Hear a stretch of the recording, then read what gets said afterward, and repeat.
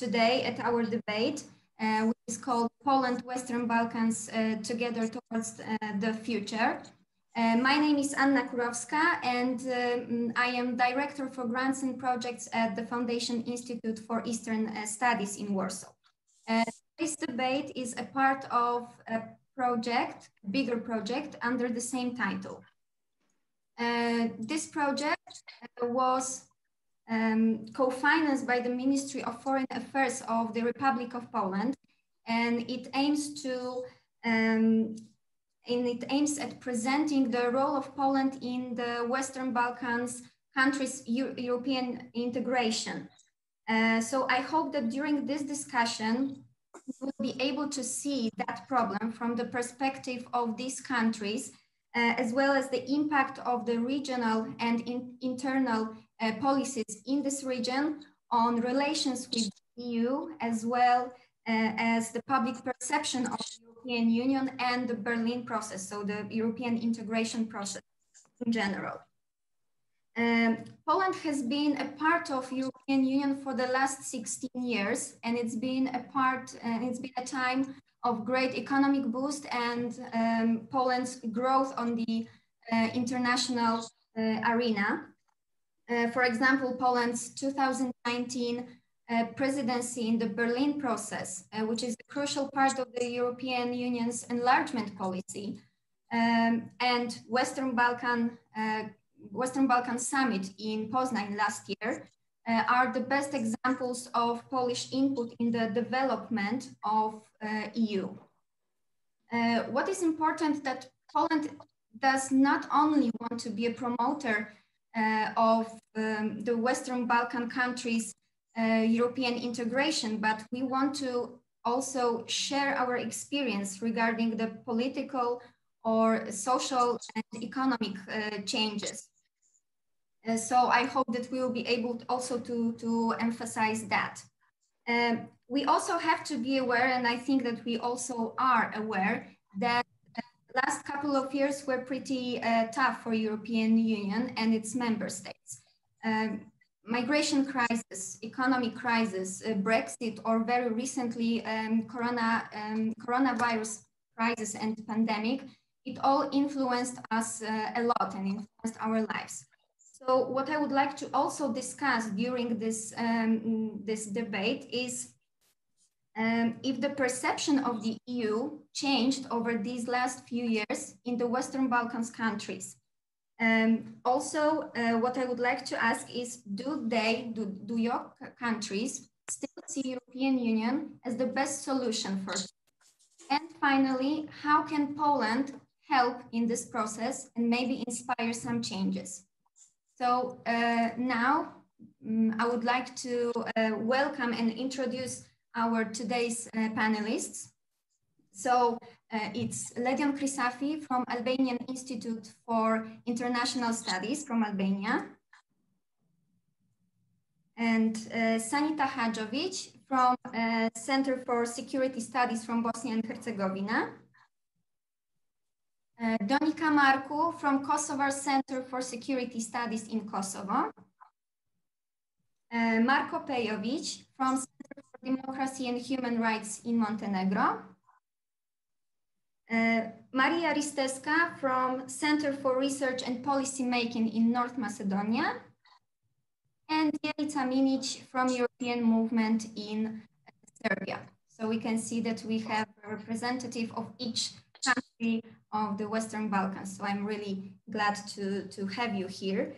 And now, after this very short introduction, I think we can move to our discussion and the first round of questions, which will concern each of our countries' internal policies and your point of view on the topic of the EU in general and the Berlin process itself. I want to address the first question to Ledion Krisafi from Albania.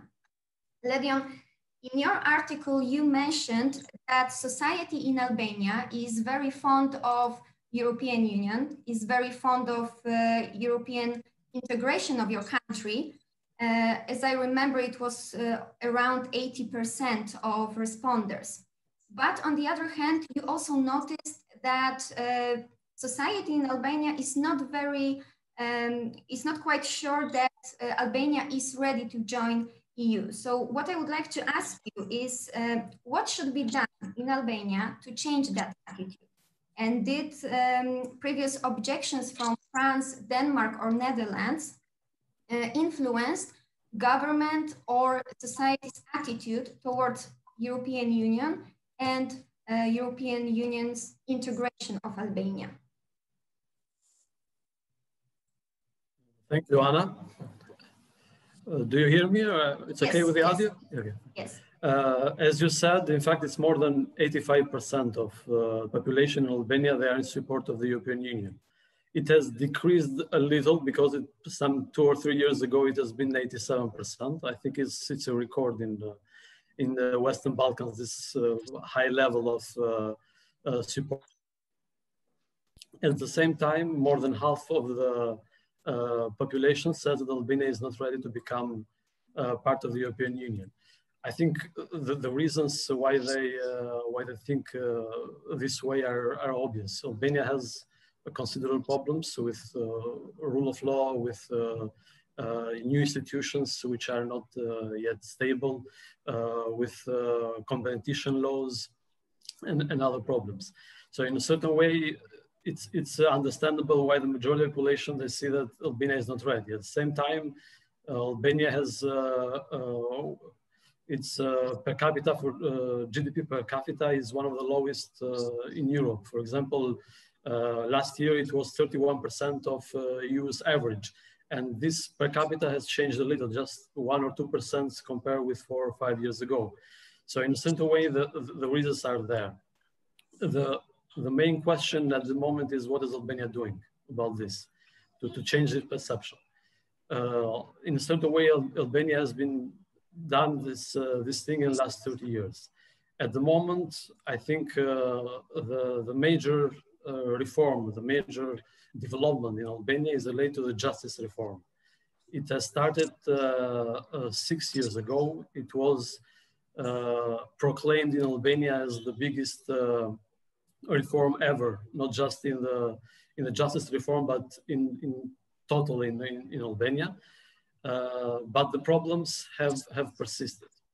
One of the reasons why Albania's relations with the European Union at the moment, the fact that it didn't open the negotiations last year, but they opened in March. The fact that Albania still hasn't a date for the first intergovernmental conference with the European Union is based on the justice reform, and especially on the Constitutional Court.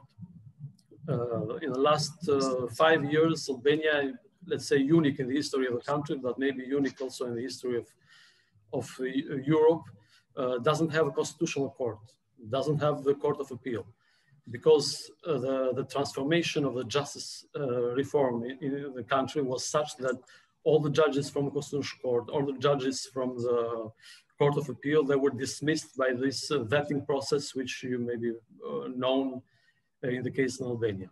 So this reform, as I said, is fundamental in Albania's relation and role to European integration.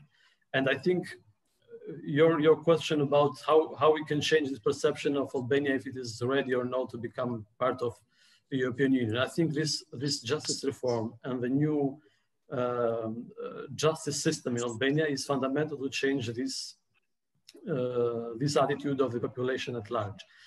Because in a certain way, I can say that the population of Albania has created great hopes, great expectations, if you can cite Charles Dickens, about the justice reform in Albania. Because, for example, in each of the polls of the studies that Albania Institute for International Studies has done in Albania in the last 10 years, when you asked people about what was their main complaint about in Albania, they said justice reform, the justice system. And when you ask people which was the main corrupt institution in Albania, the majority, over 80%, they said justice system. So in a certain way, if you want to change Albanians' attitude and faith in Albania's own power to become part of the European Union, you had to change the justice reform. we are still far away from the end. Of course, as I said, we don't have a constitutional court, we don't have the Court of Appeal, but the system is developing in a certain way, especially the vetting system, which in Albania has created a lot of, let's say, problems, controversies, in the meaning that a lot of people were pro, a lot of people were against it.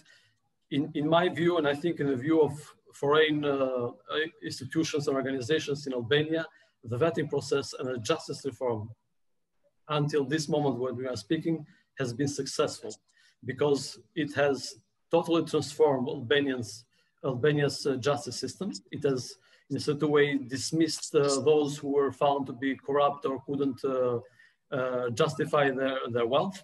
And in a certain way, a certain time, it has returned a certain belief, let's say, of populations to the justice system. We are still a long way, as I said, to see if this belief will be rewarded in the end, because the population, from our studies which we have done, the Albanian population, they just, in a certain way, they expect some results in the end. Because, as I said, Albania has been frequently mentioned as one of the most corrupt countries in Europe in the last 30 years, but no politician, no high politician has ever gone to jail. So there is a disparity, high corruption, but nobody has gone to jail. In a certain way, Albanian population expects, frankly, someone to go to jail in the end, because if there is this much corruption, someone has to be punished. This thing, if it is created by the new justice system, will be fundamental in Albanians' change of attitude towards the European Union. What you said about France and Denmark, but and very shortly, because we are running. Yes, of course. And we have to. Their concerns, in a certain way, were related mostly by the asylum seekers from Albania. Until now, I think Albania has fulfilled all the requirements that were especially by France and the Netherlands and Denmark about this issue, especially the new law, the new measures undertaken by the Albanian government, and the reaction, at least from France, in the last weeks and months has been positive. So the problem was temporary at the time because of the asylum seekers. It was not let's say,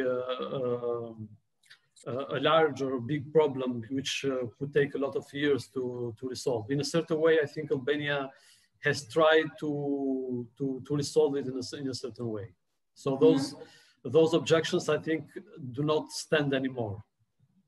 Thank you a lot. So the most important right now is to reform your justice system. Okay, so thank you a lot, Ledion. Now I would like to ask a question to Jelica Minic.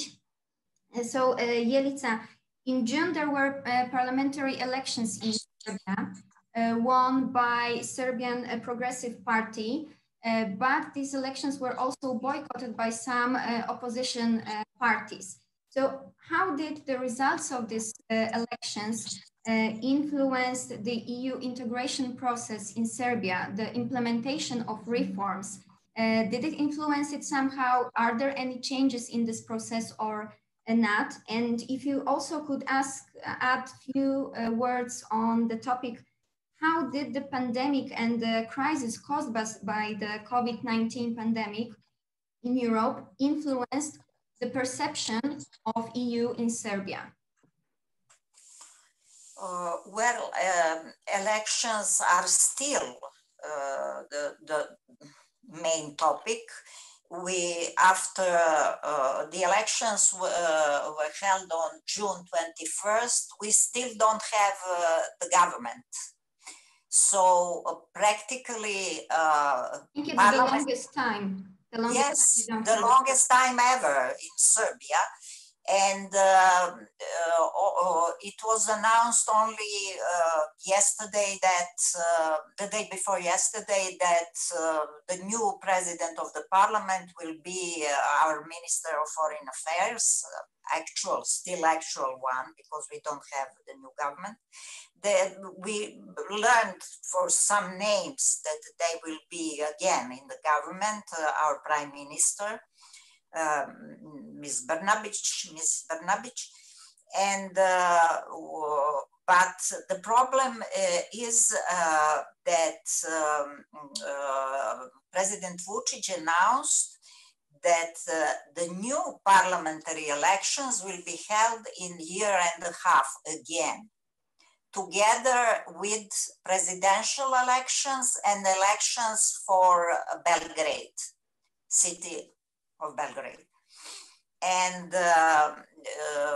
so it raised a lot of interest, of course, and dissatisfaction regarding this combination of three levels of elections to be held at the same time.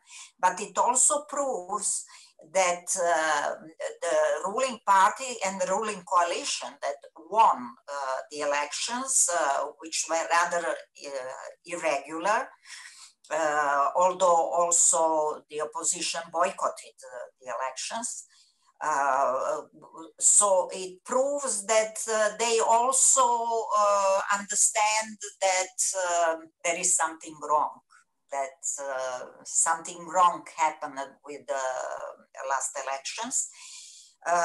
It will, there is a feeling of illegitimacy. There is no credibility of such outcome.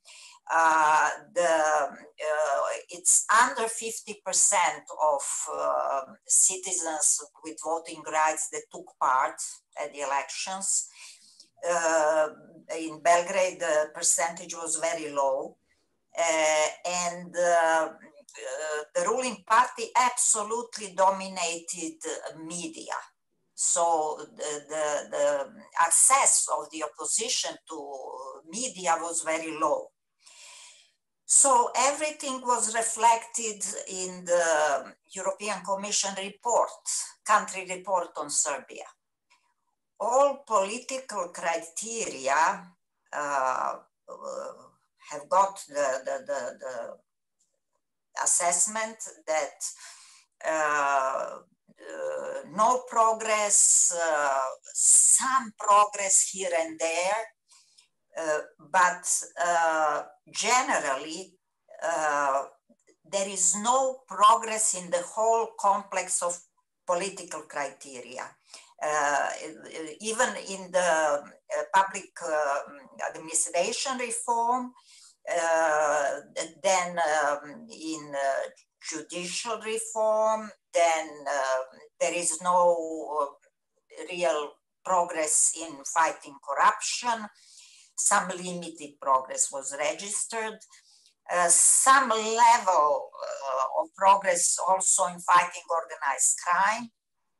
Fundamental rights, there is a big problem with fundamental rights, with media, with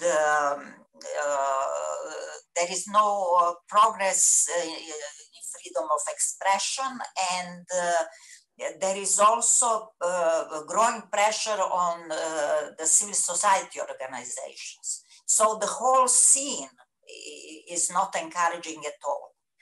And having in mind that there is no progress in the rule of law, first of all, there is no progress in all fundamentals that are priorities of the European Union or of the European Commission. So we didn't open any chapter this year, any negotiating chapter. The first year, 2015, we opened 2 chapters, then 16, 4 chapters, then 17, 6 chapters, then 18, 4 chapters, then 19, 2 chapters. This year, no chapter opened. So this is the message. And the authorities it was obvious they didn't feel easy about that. Vučić made some dramatic comments that he is only one that should be accused, that he is guilty for everything, but it wasn't half serious, that, what was the things that he was saying. Obviously, they were not satisfied with the report, but the report only made evidence of the real state of affairs. We also had a problem with aligning Serbia with the European Union foreign policy declarations and measures. Last year, 2019, the percentage of our alignment was 57. This year, for the half-year report, only 48. So this alignment in foreign and security policy is also a big problem. And the third problem is, of course, dialogue Serbia-Kosovo. We have some developments this year. Serbia is not the only one that is taking part in the dialogue. We have Serbia, Kosovo, and mediator. The European Union as a key mediator.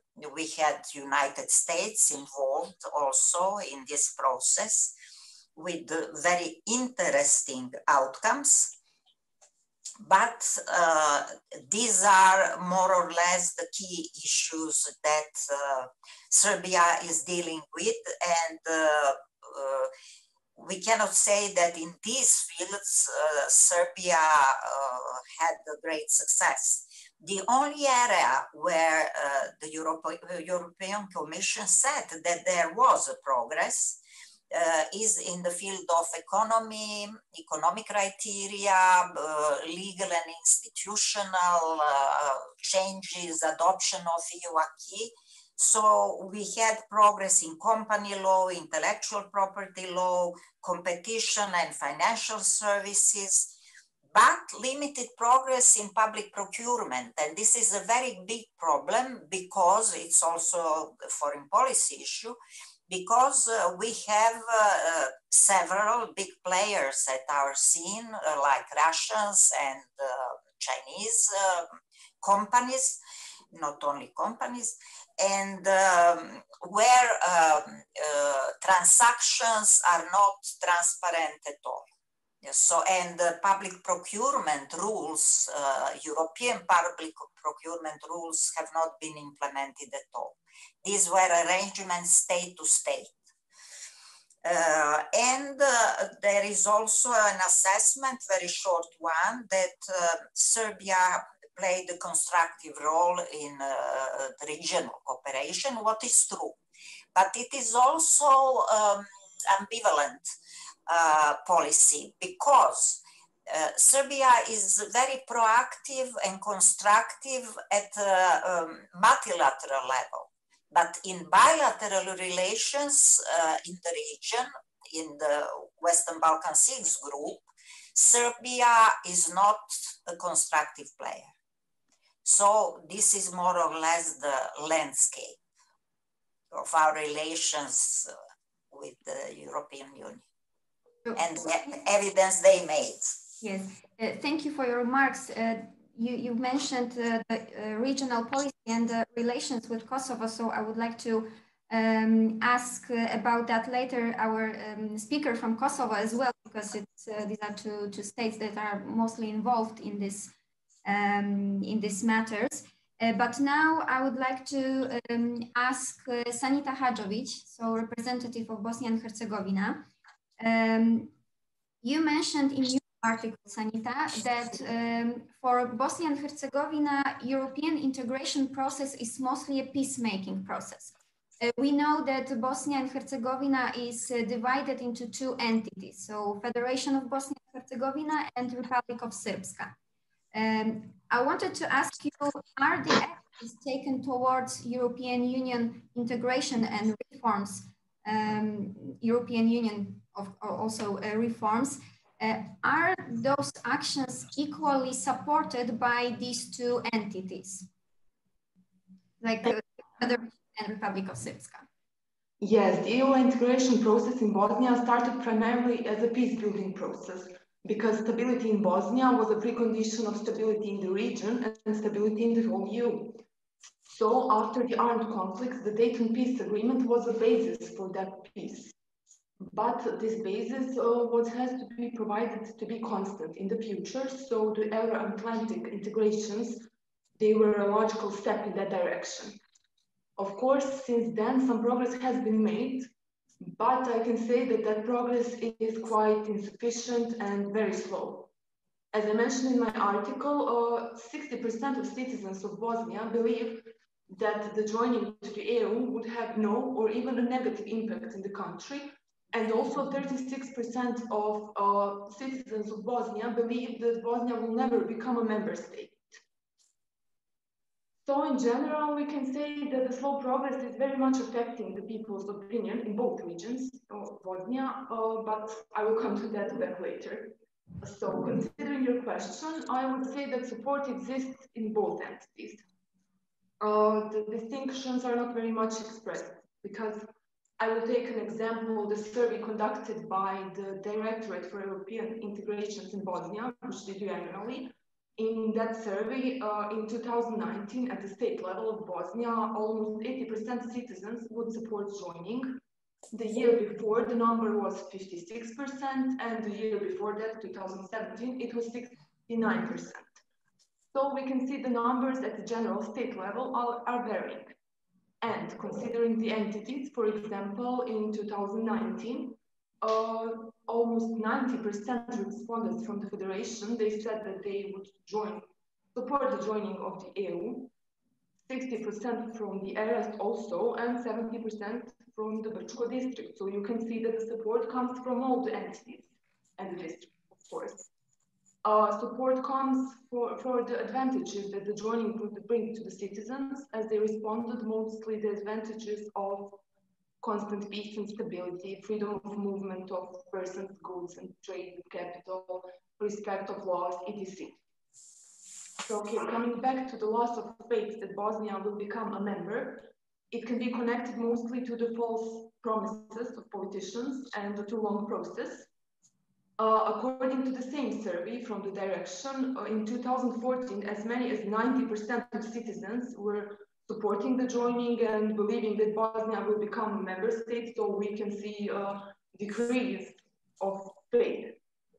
Mostly it is because the situation of everyday lives of citizens is not improving in the sense of economy, in the sense of quality of life, healthcare, and other. And the situation is even much worse now in the time of the pandemic of the coronavirus, when over 35,000 persons from the Federation only lost their jobs. And speaking about EU in the political context of Bosnia, politicians are mostly talking about coordination mechanisms, answers to questionnaire, which sounds quite abstract to average citizens. Also, in general, I believe a promotion of the advantages that the EU membership would bring is also very much needed in Bosnia. It is promotion, but obviously insufficient.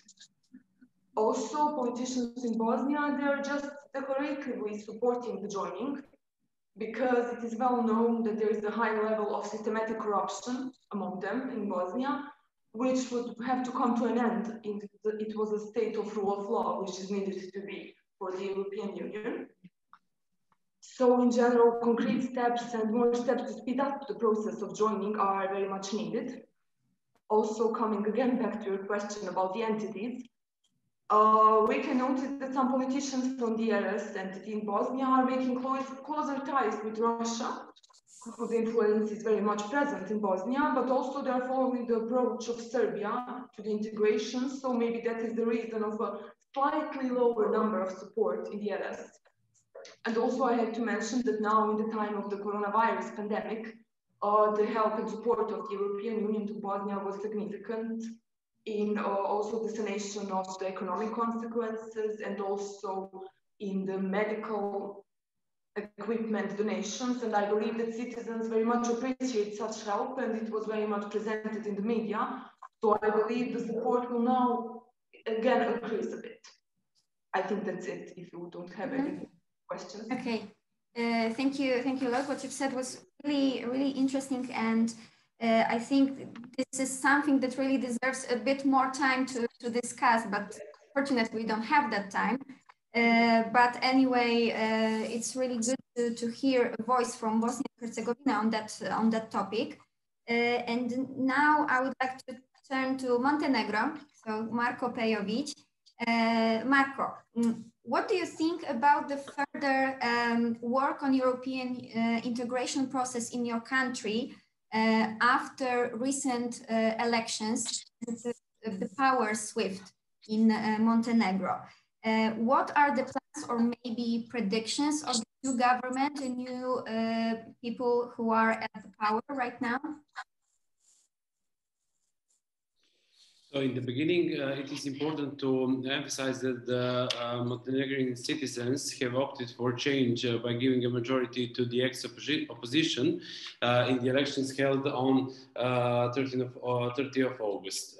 So the new ruling majority is gathered around Democratic Front, which is considered as a pro-Russian political party. Also, although the agreement between a political party that they are a part of new political majority on key issues related to the foreign policy issues is signed. A big part of international public still is wondering in which direction Montenegro is headed and what it means for its European path and foreign policy priorities. However, Montenegro's integration into the EU is one of the few issues in which there is general social consensus that gives a strong wind behind this process. So we can say that in general, there is a really high social consensus among all possible social actors in Montenegro from the very beginning of this process, and clearly all those actors support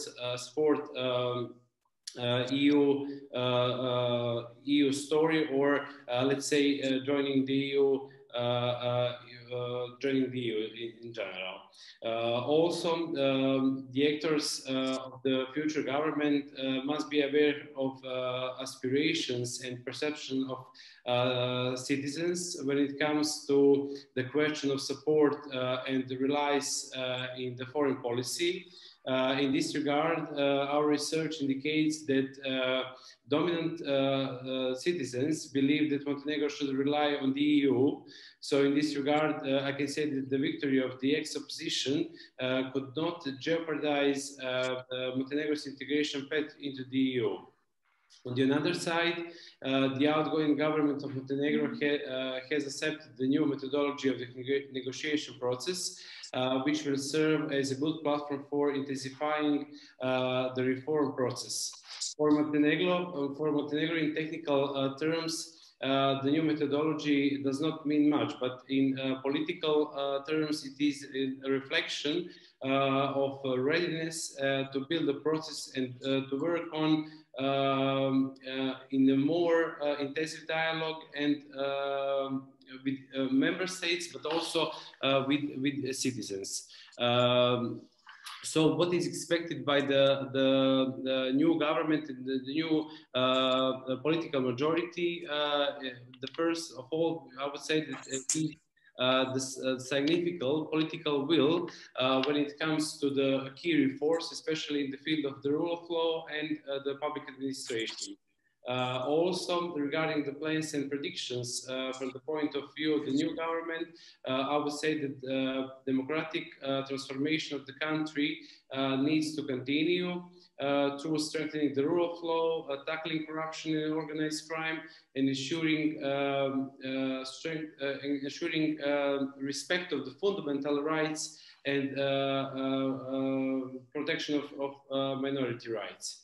Particular focus should be given to reforms improving on independence and professionalism of the judiciary system, but also enhancing the functioning of the police, as well as law enforcement authorities in the fight against organized crime and corruption.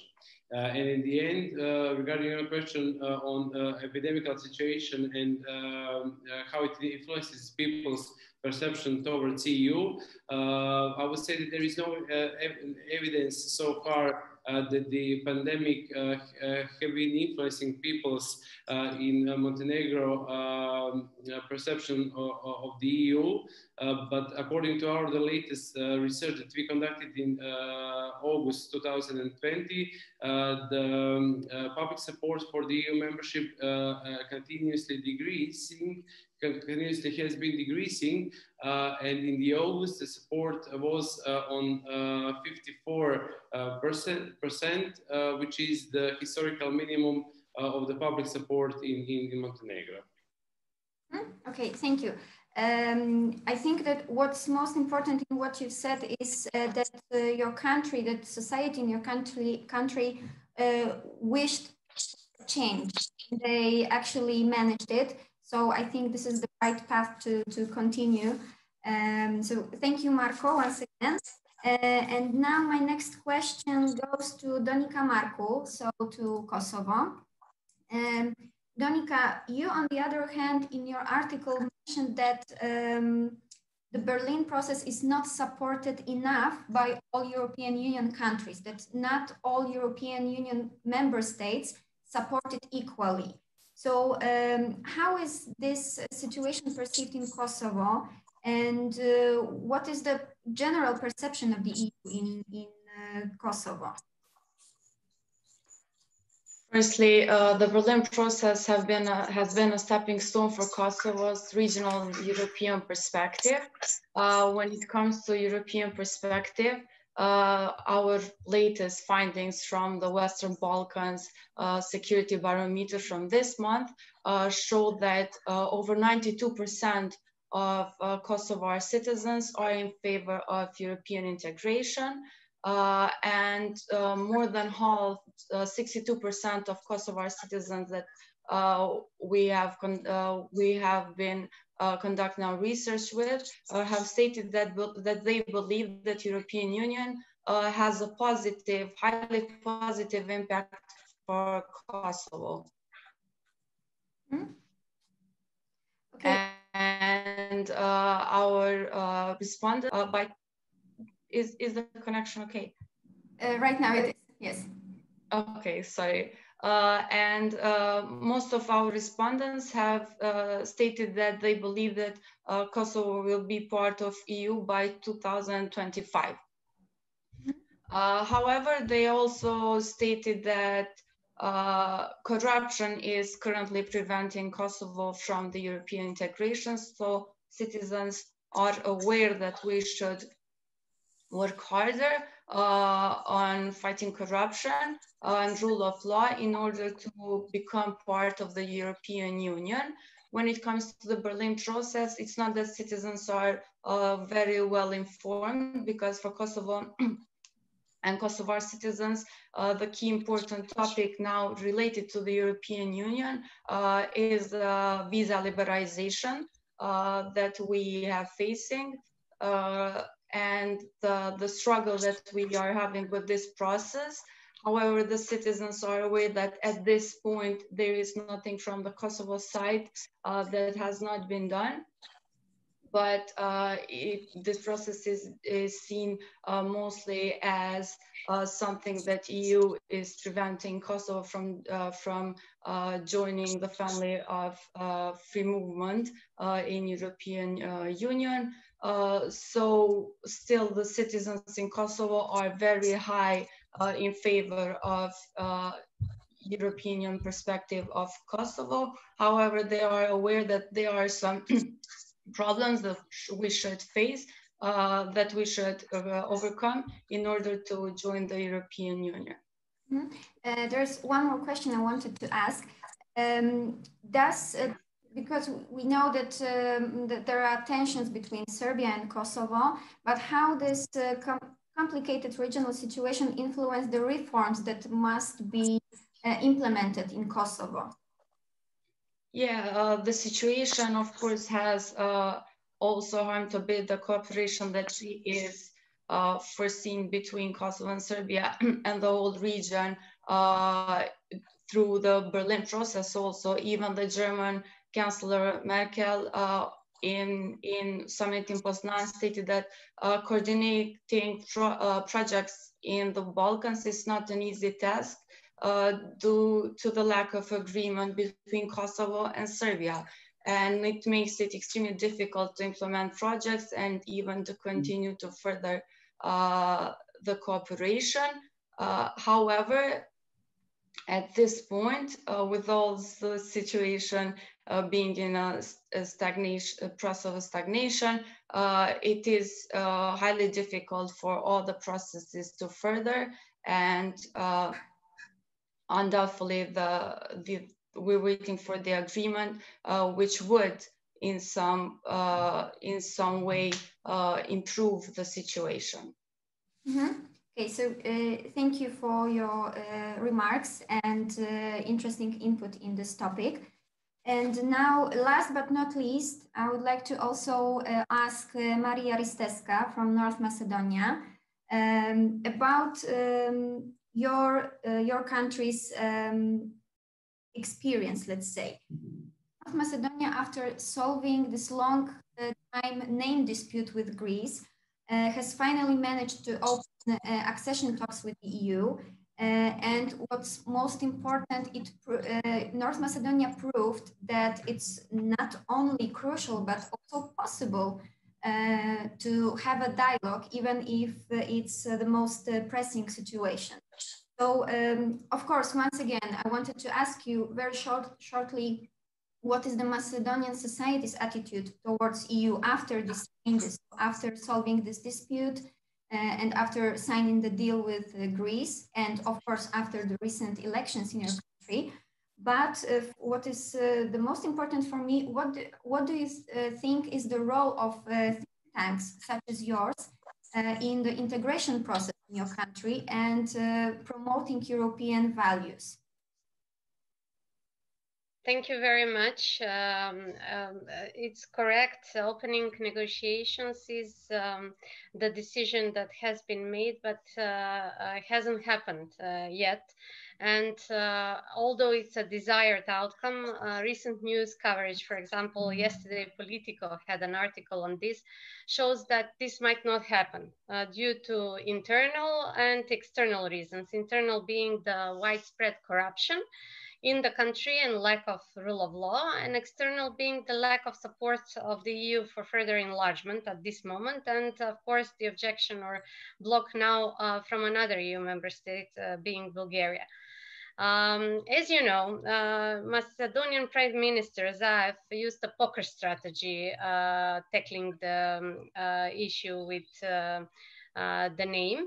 Saying that we are all in, which was demonstrated with the illegal change of the name without consent of citizens, as the referendum results did not approve name change, and with votes in parliament by MPs who were criminally charged and released from detention minutes prior to vote for the name change. With which I think the promise to fight corruption in the country, on which basis the colorful revolution was organized and the government came into power, was totally lost. The name change additionally divided the Macedonian society, and great majority of the ethnic Macedonians feel that their right to self-determination is limited with this change, and that this is sponsored by the EU, which is affecting the support of the Macedonian citizens to the EU accession. The all-in strategy that was applied also opened doors for further blackmailing now from the side of Bulgaria, again using the EU accession process to limit the self-determination rights of the Macedonians. So in my view, the all-in strategy did not prove to be internally productive for the Macedonian accession, especially because the good neighborly relations agenda challenged the basic human rights agenda on which the Union is based and the accession countries are striving to achieve. The success in the good neighborly relations that is praised by the European Union on the one side is in addition used to undermine the prevailing corruption and the lack of rule of law, which is on the other side the reason why the Union is not supporting the accession of Albania and Macedonia. So my personal opinion, and I think the opinion of the majority of people in the country, is that Europeanization should come from inside. And at the moment, we can see that elites are deeply corrupted. Macedonia has record low performance on the corruption perception index, is among countries with hybrid regimes, as portrayed in the latest Nation in Transit report. And we do not see internal factors that can foster Europeanization from inside. On the other side, we have also Europeanization as a process that can be fostered from outside by a European Union playing an active role. But with the current COVID crisis, the Brexit, and the internal issues for stabilization of the European project, we don't see that the EU is also ready to facilitate the Europeanization from outside, which leaves the think tanks like mine, the Center for Research and Policy Making, the think tank that I'm representing, in an absurd situation where we have been established and are working in support and promotion of the EU integration, but without having a timeline and a destination that has been secured. We are promoting values while the EU is undermining the bad performance, for example, that our governments are making in the region, just because the EU is not ready for accession. So this decreases the reputation of the think tanks in the region and in Macedonia including. Many of the think tanks that I follow have decided to provide blank support to the governments on this destination, but I think it's crucial for the think tanks to remain critical, to inform policy reforms, and to be this productive factor that will steer and facilitate Europeanization from inside, so that citizens can see benefits of this process. Mm-hmm.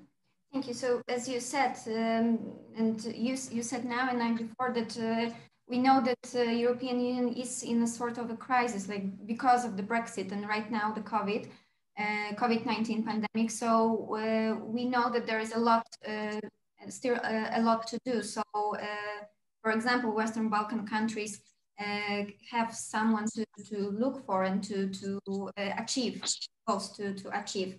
Thank you for this first round of questions, of course.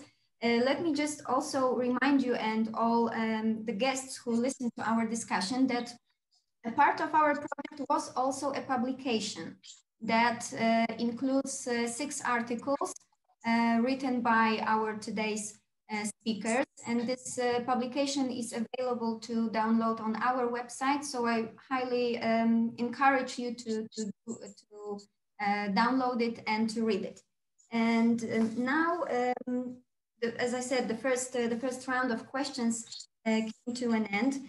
Now we can move to the second part, which is also includes question. I would like you to answer these questions shortly, like 2-4 minutes.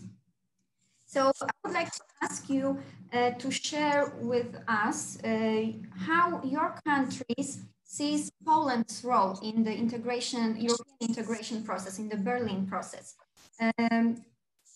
Is there anything else that we can do? What we can do more? And how is it perceived in your countries? Maybe there are some reflections after last year's summit in Poznan.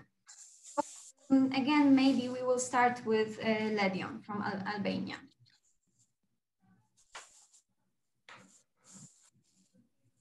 Yes, thank you. Poland, with United Kingdom's exit from the European Union, Poland now is the 5th largest country in the European Union. So it's, in a certain way, its weight has increased. Concerning Western Balkans and Albania in particular, Poland has been a very strong supporter of the country's EU integration, even 1 year ago, for example, in October 2019, when France and the other countries vetoed Albania's and North Macedonia's opening of negotiations with the European Union. Poland at the time was the biggest supporter and in this situation. So in a certain way, I say that even though Poland has done a lot and is a big supporter of Albania's and Western Balkans integration, I think Poland has to be more present in the region. Why I say this? For example, even though Albania and Poland has excellent political relations, on the other hand, economic relations and trade between Albania and Poland is minimal. And Polish investments in Albania are almost non-existent. So this is the situation even in a certain way in the other countries of the region. So as I said, Poland now being the 5th largest country in the European Union has to be more practically present in the region. At the same time, in my view, Poland is the most successful of the former communist countries of Eastern Europe in its road towards the European Union. So this experience, this Polish experience of this successful Polish experience, I think Poland has a great asset in its hands, which should be used more, which should be more become as example for not just Albania, for the other Western Balkan countries. Concerning the Berlin process, I'm a little, as I've written at the paper, I'm a little critical of Albania's role in the Berlin process, because Albania has been the country which has received the least projects from the Western Balkans, from the Berlin process. At the same time, some of the first projects financed in this Berlin process were related to Albania. And from the latest assessment of the European Commission of 2019, these projects were still in the design or in the first phases. So in a certain way, I think Albania has benefited less, not because of the process, but in my view, it's a problem with Albania itself, with the government from the Berlin process. As I said, Poland should be more concrete, should be more in a practical way present, not just in the process, but in general in the Western Balkans, because it has a potential to become much more involved economically and politically in the region and towards Albania in particular. Thank you. Okay, thank you a lot. Now, Jelica Minic, if you could share with us your point of view. Yes, I only, in the first round of questions, answering the questions, I didn't say anything about COVID in Serbia.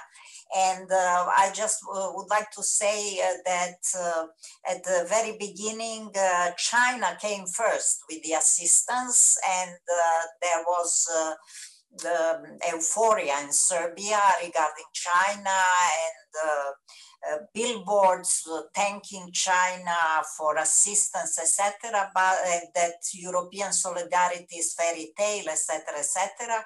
But it changed rather quickly, because the European Union, in fact, gave the greatest assistance to all our countries. So I just forgot to say that. Regarding Poland in the Berlin process, I believe it's very good that Poland joined the club, let us say, although Poland always joined Visegrad Group declaration supporting the accession of Western Balkan countries to the EU, and the Visegrad Group in general presented itself like the advocate of enlargement and of the accession of the Western Balkan countries. But Poland specifically declared itself now as an advocate, and it was well perceived, not only in Serbia, I believe in the whole region. There is no country in the region that has any bad memories, historical memories with Poland. So it's a great advantage. Poland is coming to the region without any burden, historical burden. And as a big European country, Poland could secure for itself a very good position in the region using this political credit, historical and political credit. But Poland, before Poznan summit, Poland has not been very much involved in Western Balkan affairs, only through Visegrad Group, although Serbia has a very good economic cooperation with Poland. Our trade achieved more than 1 billion euros in 2018. And in first 9 months of 2019, it was also around 1 billion, only for 9 months. So it means that economic cooperation has been developing rather well. And there is also cultural cooperation, but there are many other fields. And Poland made a few innovations during the Poznan summit, introducing the local level into the concept of the Berlin process. It's very important because European integration is guided top down, but the absorption of European standards, values, policies is coming bottom up from inside. Somebody says before that things should develop from inside, and the local level is very important in that respect. Poland also raised some issues which are very fundamental, not for all Western Balkan countries. Albania doesn't have this problem, but we have in other countries of the Western Balkans problems with thermopower plants based on coal. And we have to go through green transition according to this new economic and investment plan. It is expected that all our countries undertake measures in that respect, and Poland offered support and help in making transition in the mining regions. Mostly these are regions where the coal is exploited. It is a very serious problem in our region because we pollute the European Union. Our 8 thermopower plants, like 200, maybe 270 thermopower plants in Europe.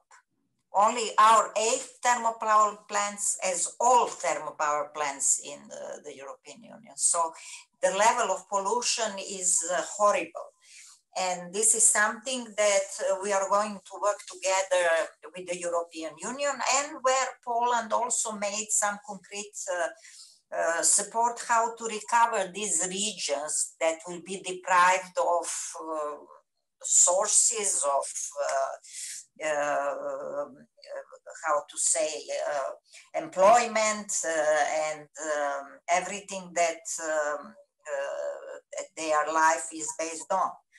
And the other innovation was a mixture of entrepreneurs, experts, think tank community, with the ministries.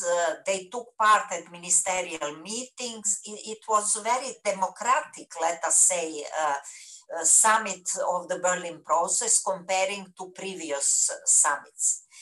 And especially this establishment of the think tank forum, which was really one of the core brainstorming sessions during the Berlin Process Summit. And the outcome of that is the let us say, the consortia that has been established between think tanks from the Visegrad group and think tanks from the Western Balkans. They will work for a short period together. In fact, sharing experiences of the Visegrad group, and trying to articulate together some useful policies, recommendations, measures in different areas that are important for European integration of our countries.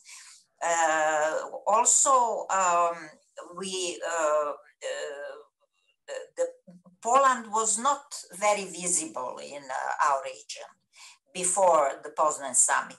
And then suddenly through our media, it was covered rather well.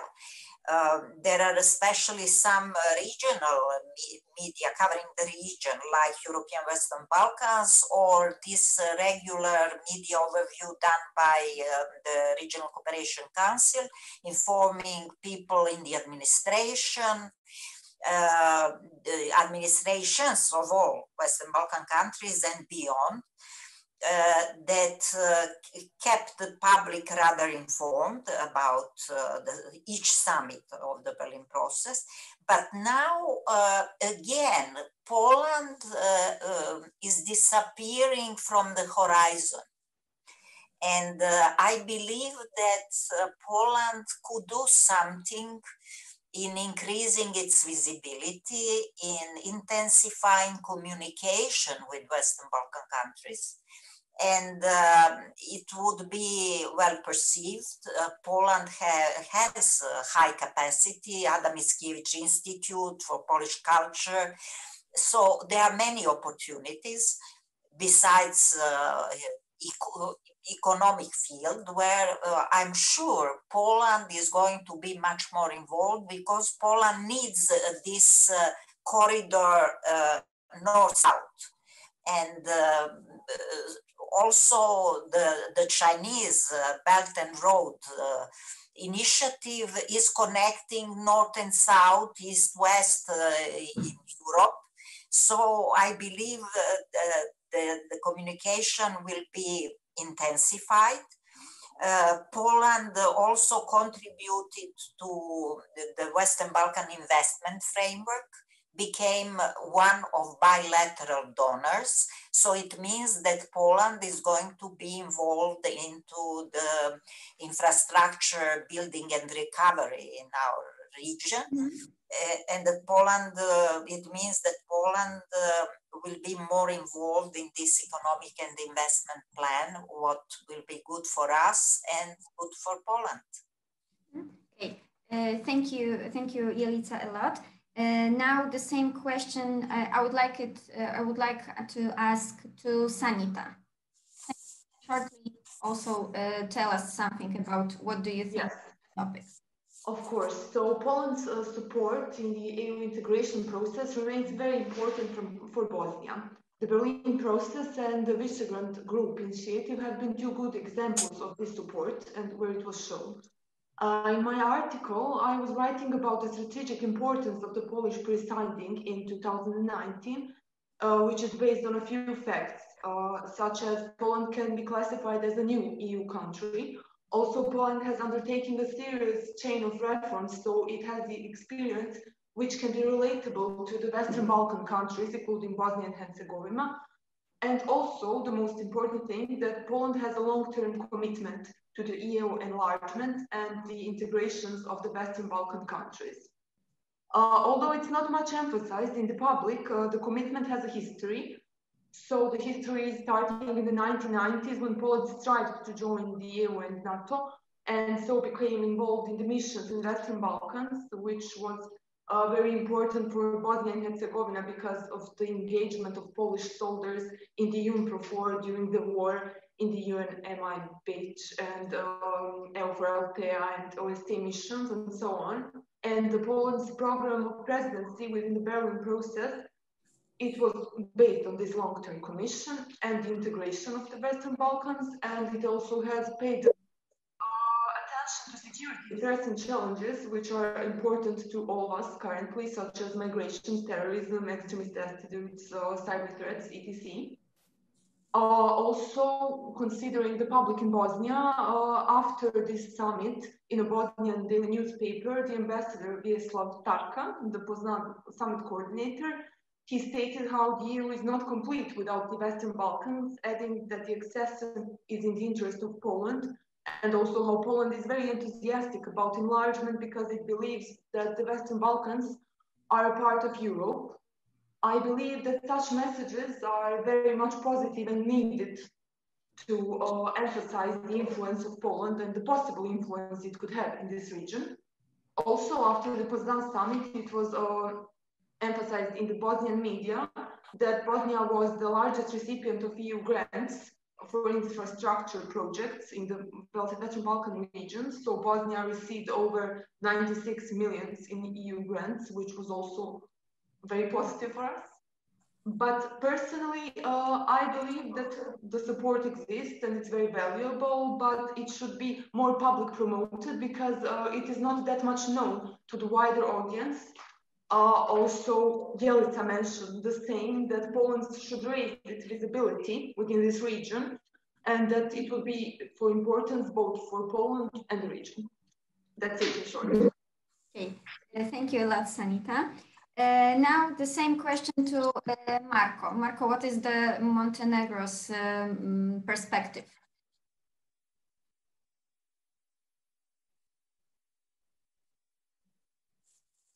No?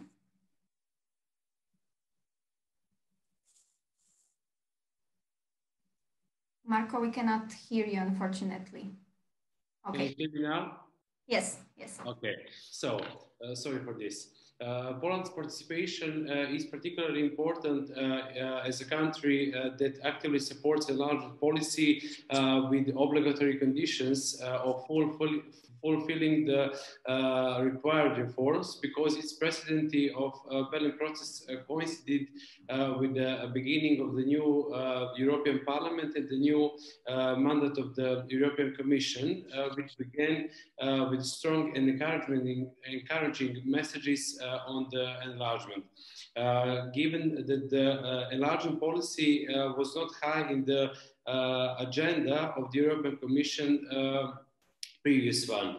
So due to Montenegrin excellent bilateral relations with Poland, and as Poland's involvement in this process was warmly welcomed, Montenegro recognized Polish involvement as an additional incentive in the realization of Montenegro's European aspiration, given that one of the goals of the Polish presidency was to keep the Western Balkan 6 high on the agenda of the European Commission, and in addition to that, the results and effects of the Poland's 15-year membership in the EU clearly show that the accession in this difficult process, but it's really worth in general. So furthermore, the importance of cooperation within NATO alliance is emphasized as an added value to the bilateral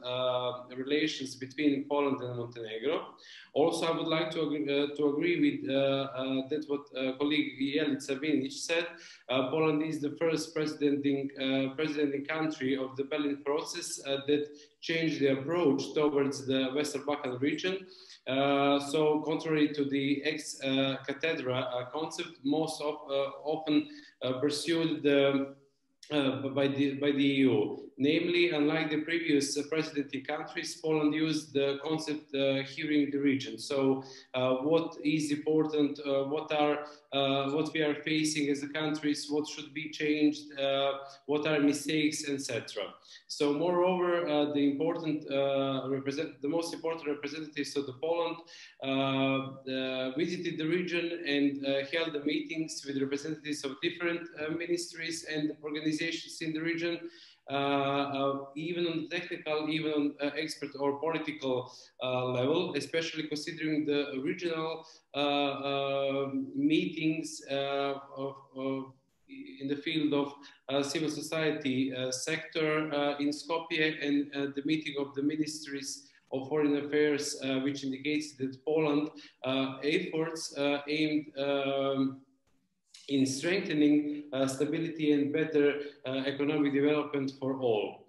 Montenegro particularly appreciates the sharing of Poland's experience in the EU accession process and cross-border cooperation, as well as experience from local and regional authorities in strengthening the socio-economic development. On the other hand, providing space for networking of different entrepreneurs and platforms for businesses, officials and civil society organizations within the Business Forum and Civil Society Forum. That's it. Okay. Thank you, Martin. Thank you for the voice from Montenegro. And now I would like to ask Donika, Marku, what is your perception and your perspective on this topic, on the role of Poland in the European integration of Western Balkan countries?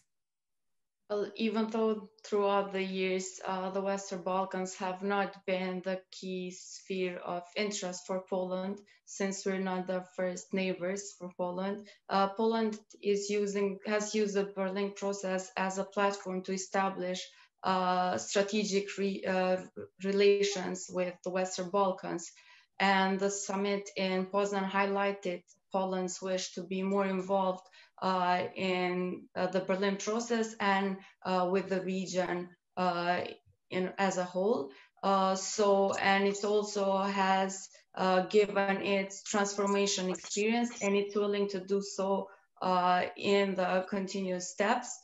And with the increased role of Poland in European Union, it is left to be seen how Poland is going to deepen its connection with the Western Balkans, and hopefully this will be through investments in this region. Mm-hmm. Okay, so thank you for your compendious and short answer to this question. And finally, Maria. What can you tell us about this problem?